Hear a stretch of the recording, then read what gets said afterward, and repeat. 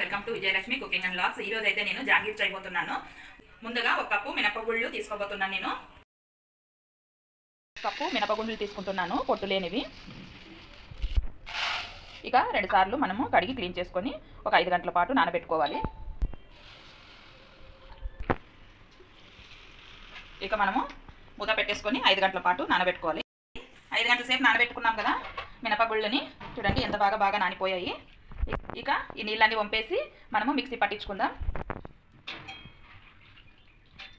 మనము మినపగుళ్ళు ఇంకా మిక్సీ పట్టించుకున్నాం కదా. చూడండి పేస్ట్ అయితే మనము ఇలా వేసుకోవాలి. అంత చిక్కగా ఉండరాదు, అంత పల్చగా ఉండరాదు. చూడండి చిన్న కప్పుతో నేను బియ్య పిండి వేసుకుంటున్నాను, 1 కప్పు.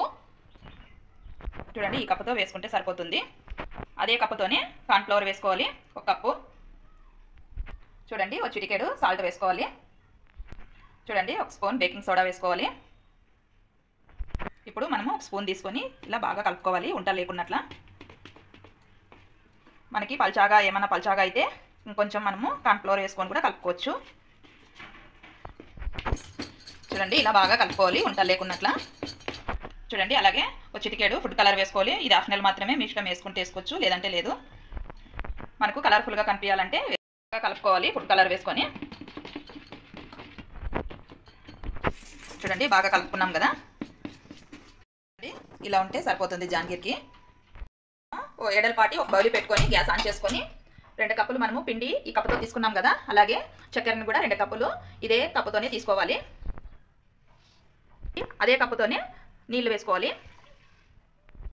చక్కెర మనకు బాగా కరిగేంత వరకు కలుపుకోవాలి. గ్యాస్ హై ఫ్లేమ్లోనే పెట్టుకొని చక్కెర బాగా కరిగేంత వరకు బాగా కలుపుకోవాలి. లేత పాకం వస్తే చాలండి.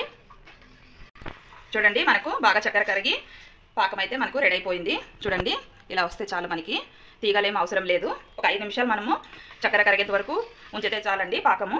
ఇక అలాగే ఒక 4 ఇలాచి తీసుకొని నేను పొడి చేసుకున్నాను, వేసుకోవాలి. అలాగే ఒక 5-6 చుక్కలు నిమ్మరసం వేసుకోవాలి. ఈ నిమ్మరసం వేసుకోవడం ద్వారా మనకు పాకం గట్టి పడకుండా ఉంటుంది. ఇక గ్యాస్ ఆఫ్ చేసుకోవాలి.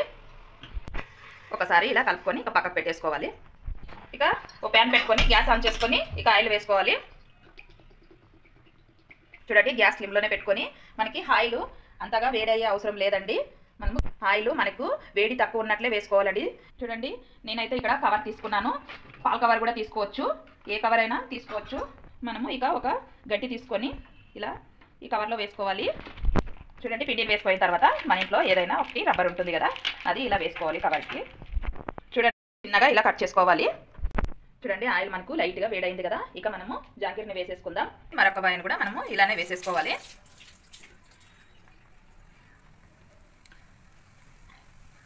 మీకు జాంగీర్ వేసేటప్పుడు సరిగా రాకోకుంటే పిండి కాస్త పల్చాగా అయినట్లు ఇంకాస్త మనము కార్న్ఫ్లవర్ వేసుకొని కలుపుకొని వేసుకుంటే డిజైన్ మనకు బాగా వస్తుంది.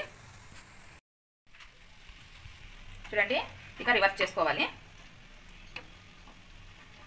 అన్నీ ఇలానే రివర్స్ చేసుకొని అన్నీ ఇలానే వేసుకోవాలి. మనకు బాగా రోస్ట్గా వచ్చాయి కదా, ఇంకా పక్కకు తీసేసుకుందాం. ఇక ఇలాగే పాకంలోకి వేసేసుకోవాలి.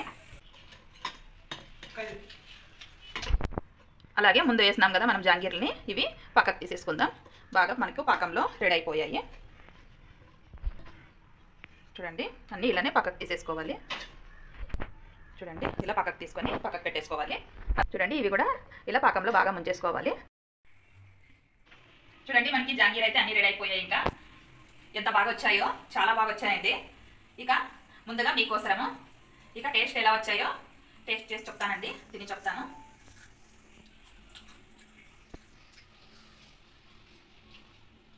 చాలా బాగా వచ్చాయండి, జ్యూసీగా, టేస్ట్ కూడా సూపర్ వచ్చాయి. మీరు కూడా ఇలాగే చేయండి. ఇంతేనండి. లైక్ చేయండి, షేర్ చేయండి, సబ్స్క్రైబ్ చేసుకోండి, పక్కనే ఉన్న బెల్ బటన్ నొక్కండి. ఎలా ఉందో తప్పకుండా కామెంట్ చేయండి.